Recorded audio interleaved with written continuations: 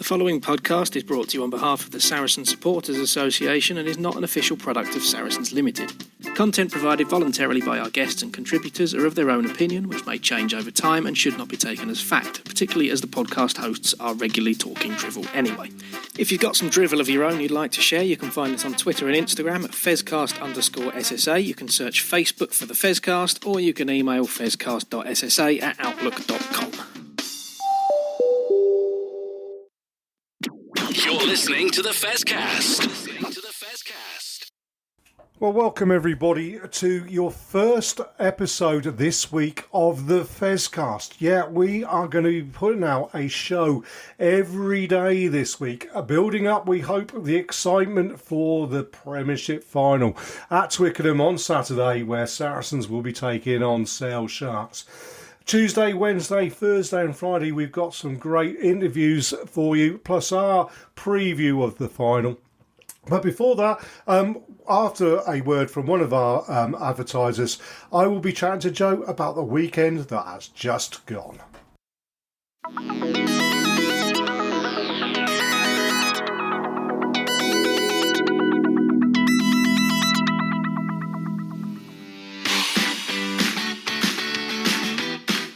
You're listening to the Fezcast, which is proudly sponsored by the Saracen Supporters Association, and I'm Alison Davis, one of the SSA committee. For a £10 annual subscription, the SSA provides our members with monthly newsletters, virtual and in-person player events, away match ticket allocations, and we organise pre-match gatherings at away matches.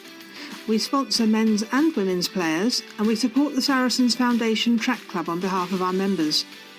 On top of all that, every year we have a seasonal SSA badge, which is exclusive to members. Where else can you get that much value for a tenner? Join now at membermojo.co.uk/SSA, or come and see us on match day in the Oasis at the Stonex. This is the Fezcast. Well, welcome to the first Fezcast of the week. As I put in our little preamble there, we're going to, before we go on and talk about the Saracens men's final and everything, Joe's here with me to discuss yesterday's fine victory. Let's call it that first of all, Joe. Let's say it was a fine victory, wasn't it, away at Worcester? It was a fine victory on a beautiful sunny day in Worcester. Very competitive game. We always knew it was going to be competitive. The Worcester girls hit hard, and clearly they're really trying to display good rugby, and they've got some great players, and they play the game well and in the right spirit and stuff. So it was a really good game to watch. Helped with the beautiful sunshine. Worcestershire hospitality, as it was, very, very welcoming. Fans and stewards, teams alike. So no, it was a really, really lovely day yesterday out of Worcester. I think there's a fair few of the SSA there that came out to support the girls as well. Well, absolutely. We saw that yesterday. Saw a picture you posted of the Ultras, as you're now being called. Yeah, not quite like the AZ Ultras on the West Ham go getting at the players' work, wives, husbands, girlfriends, family, whatever. But yeah, no, I mean, great to see the Garretts, Loxley, yourself, support of the year, Nige, and all out there up in Worcester supporting the girls. But yeah, you're right, a hard-fought win, and we can't not talk about it. So we'll get the negative out of the way first and say it was a hard-fought win despite playing the game for 60 minutes with 14 players after Hannah Bottomann's red cards, which, on the face of it, the club haven't come out and said anything yet because they're obviously investigating stuff and everything like that, and that's fair enough. But yeah, it's something said out of turn to the referee, Joe. Do you know what? I wasn't close to the action. I was on the other side of the pitch. So yes, clearly happened at the scrum. One of the first scrums of the game. It's insinuated she said something to the referee. What she said, and that we're not sure at this time, and I'm sure the club will give due diligence to looking at that prior to the disciplinary committee. Hannah was clearly upset about the red, so It was unfortunate for her, and it's unfortunate for the team. And Hannah and the club will have to take the hit as and when we know more about what happened. Really, so yeah, I think it was a bit of a flash. It came completely out of the blue from my perspective on the other side of the pitch. Straight red. I wasn't aware of any prior warnings or anything like that. The referee clearly has got his reasons, and we'll wait to see what those are. And I'm sure that they will come out in due course. But it was a bit of a battle then. 60 minutes is a long time against, as I said previously, a Worcester squad who are really competitive. Wanting to show competitive rugby at six ways. And then poor Lottie had a little yellow right at the end of the game as well there. So it was a very competitive game, and I think there'll be plenty for the team to reflect on. But I think the overall positive was it was a really battling win, and it just showed how the girls can pick themselves up as a squad. And not least of all, when you've got a bench of international front rowers in May Campbell, Kelsey Clifford and Matt Carson to come on and finish the game. And Mac obviously came on to shore up the scrum when Bots went off. So, the squad that the girls have got and Sarries have got is immense. And you could probably field two Premier 15s teams out of the squad that they've currently got when they're all fit and well. Well, absolutely, yeah. And I mean, what we'll have to say, as I say, we don't know the full ins and outs of it. I mean, if Bots has done something wrong, we know the club will deal with it correctly. What we can say is, I mean, it's heat at the moment, isn't it? I mean, Sam, our colleague here, Sam Norris, pointed out yesterday when I tweeted about Gary Ringrose in the Leinster La Rochelle game when right at the end of the game, he's gone over to Jack or Piper, as I am now referring to him, and said, high degree of danger, are you joking, sort of thing, as Colombe was having a neck brace on and put on a stretcher.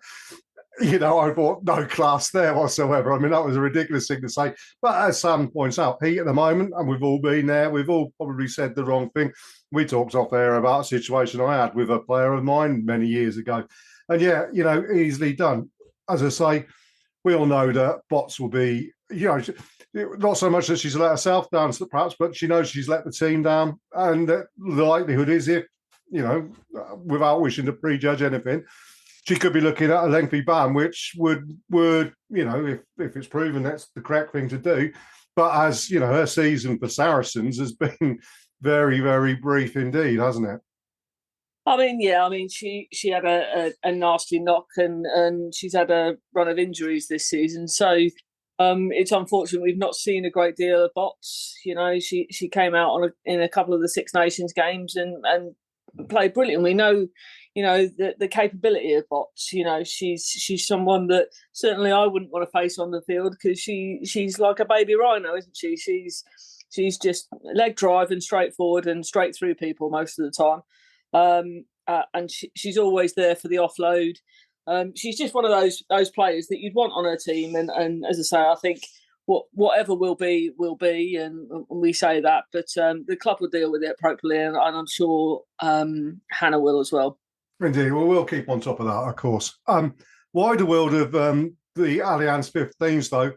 I mean, other than the red cards, it was a phenomenal weekend for us, really. Not only do we win, but Bristol Bears put one over on the Chiefs as well. So it only puts us 2 points behind Chiefs. 2 games, 3 points, is it? Yeah, 3 points behind.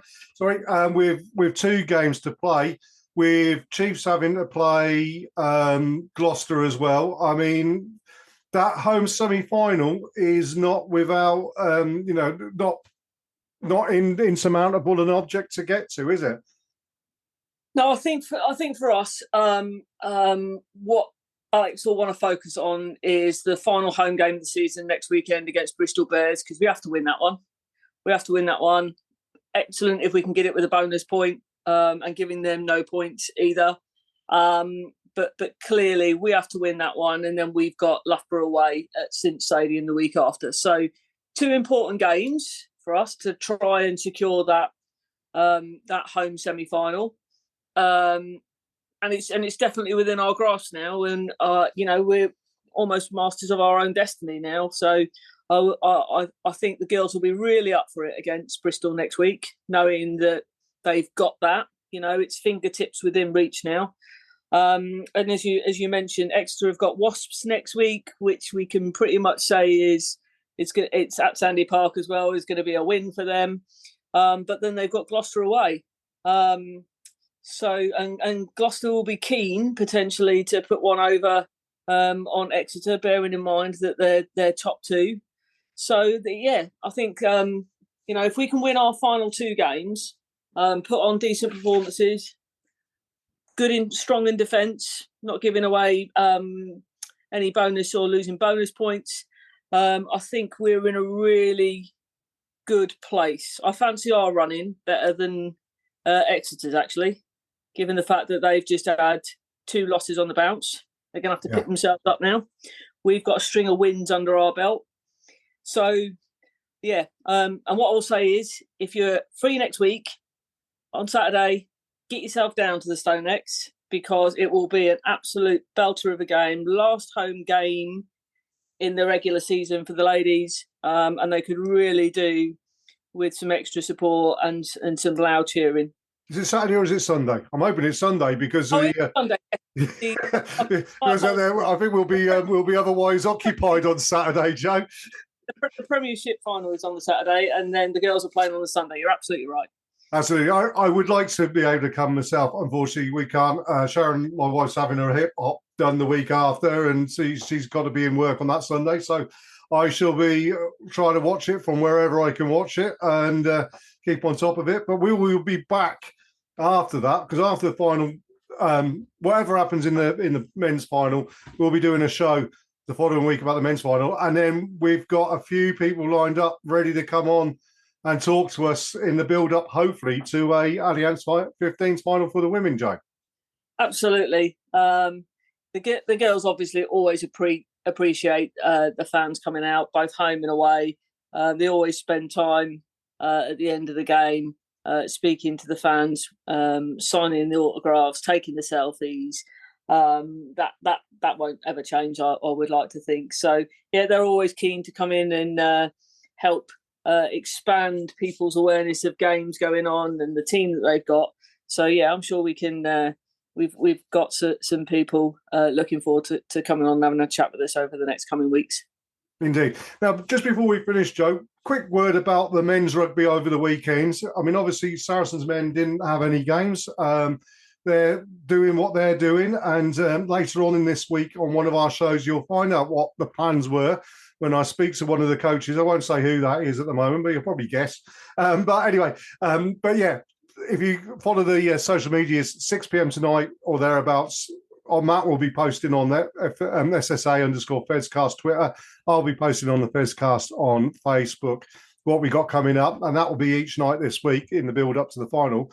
But 2 big games on the weekend. We'll start with the Challenge Cup final. Glasgow, great friends of ours. We've got an affiliation, our 2 clubs now. Really didn't turn up in Dublin against Toulon, did they? Toulon are a great side. There's no 2 ways about it. And, they've been at the very top table of Europe, and are rebuilding back up again. But, Glasgow Warriors did not show their best there, really, did they, unfortunately? No, I think I totally agree with you there. We've seen them perform so much better, and clearly they will have had to in order to get to the final. And I think that whether the occasion has got to them or whether Toulon have just bullied them off the ball, I don't know. I don't think it was the game we would have hoped for our point of view for Glasgow. As you say, we've got a strong bond with that team now, and there was plenty of people over there supporting from Sarries as well over in Dublin. So, credit to Toulon. As you say, they've come back up from from hitting a little bit of a downer themselves, and Mr. Parisi was just he was on form, wasn't it? Whether this is a bit of a swan song for him, who knows? But I think it was probably a disappointing match from a neutral point of view, I think, in terms of watching it. Well, absolutely. I mean, as I say, the only thing there was Sergio Parisi, who has been one of the greats, if not the greatest player of the 21st century so far, really. I mean, he is a talismanic talent, a force of nature with so many skills. And age 39, he still put it out there. And, you know, in the week that Alan Wynne-Jones and Justin Tipperich have also announced their retirement, and weirdly, you know, Jackson Ray is retiring, John O'Reed at Sale, there's a few other people, some real warriors are leaving the game. And, you know, and the game will be poorer without them in there. Even Alan Wynne-Jones, who I have had my criticisms of in the past. But, you know, you can't argue with a man who's got 170 international caps at the end of the day. No, absolutely. As you say, there is going to be some gaps. I think certainly in that Welsh squad, which I'm sure they'll fill in preparation for games going forward. But yeah, they will feel that pinch, and there'll be a few clubs, as you say, that they're going to miss some of their talisman that they've had over the last 5-10 years of service that they've given to the game, and I think the fans will all appreciate and wish them all well in whatever future endeavours they take on. Indeed. Now, moving on to the big game, the Champions Cup final, Leinster versus La Rochelle. First things first to say, you know, in the spirit of once a Saracen, always a Saracen. Will Skelton, obviously, who was absolutely gigantic in not just physically, but just everything on the pitch. But also Hayden Thompson-Stringer, who's been someone who's come on the Fezcast in the past, you know, got a bit of a, was it Brive, was it? And then, you know, picked up by La Rochelle. That's two, I love to say ex-Saracens, you know, I will say Saracens who no longer play for us, picking up the big prize on the weekends. But I mean, what a game that was! Oh, it was a superb game. I watched it on catch up when I got back from the women's game last night, and it was it was such a good game. But as you say, we'll claim them as Sarries family always, and Mr. Skelton particularly was just magnificent. He was just, I wasn't quite convinced there was only one of them on the pitch, to be perfectly honest. He seemed to be everywhere. He did indeed. And I mean, it's interesting actually. The best correlation I can give for everybody talking about this has been a classic final. And indeed, it was an absolutely classic final. The correlation in sports I'm going to bring out is, you know, one of my favourite sports documentary films is When We Were Kings, which is the story of the Rumble in the Jungle, 1974 in Zaire. George Foreman versus Muhammad Ali. And La Rochelle were Muhammad Ali yesterday, and Leinster were George Foreman. And I actually think Leinster, I mean, there's two things. Number one, they put out a weakened side in the URC against Munster and got found out. Andrew Porter then during the week turns around and says, you know, but nobody worries because it's the fifth star. You don't. And they just did La Rochelle's team talk for him. And quite frankly, you know, I haven't got the greatest of time for Leinster. And that all stems back to that 2019 final where there was an awful lot of stuff that went on that day in the stands and outside the ground. Not bad stuff. It's just I didn't like the way that the attitude almost, the arrogance almost. And that came over. And I think Leinster actually are so focused on that fifth star, they forgot what they do. And they came out the traps like Lewis Hamilton with nitrous glycerin through his engine. I mean, and they blew themselves out. By half time, they were absolutely, and all La Rochelle had to do was hang in there. And to credit to them, despite, as I've called him already 17 times in this episode, Jack O'Piper. And I think someone pointed out that obviously Maro Itoje had sent his cloak of invisibility over to Josh van der Fleer and the rest of the Irish back row because they were getting away with absolutely anything and everything at breakdown time. But yeah, I mean, they just blew themselves out. La Rochelle hung in there, got that try at the end of the first half that brought them within 9 points, was it? And you could just see they knew how to win that tournament, and Leinster didn't.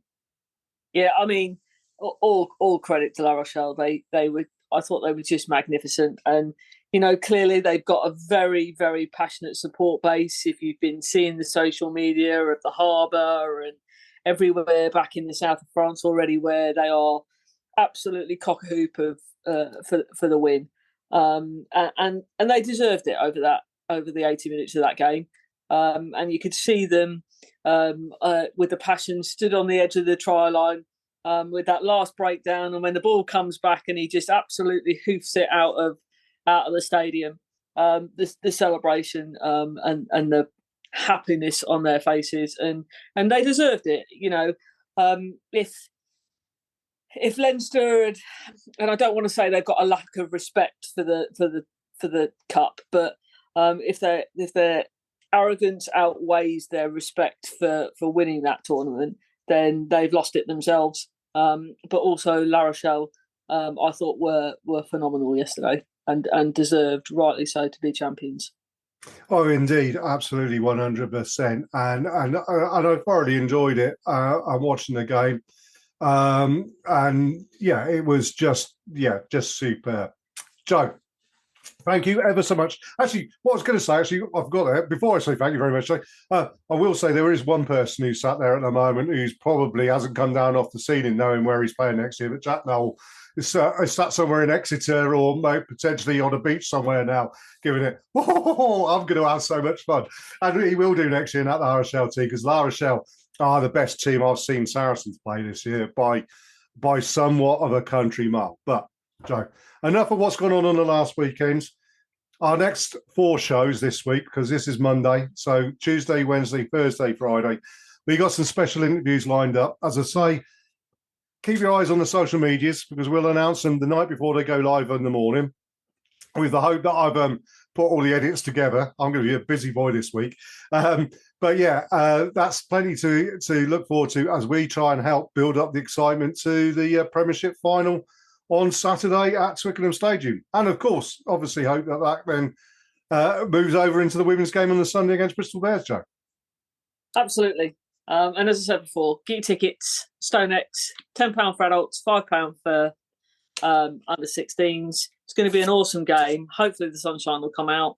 But last chance to be at home in the regular season to support the girls. And I think they deserve a really good send-off into the semi-finals, whatever that brings. Absolutely. Well, thank you everybody for listening in to this, our first Fezcast of the week. We'll be back tomorrow morning at 6:00 with a very special interview with one of the coaches, indeed. So, you'll know which coach it is, but I'm not going to say anything. But yeah, it'll be fun anyway. So thanks, everybody, and we'll speak to you tomorrow.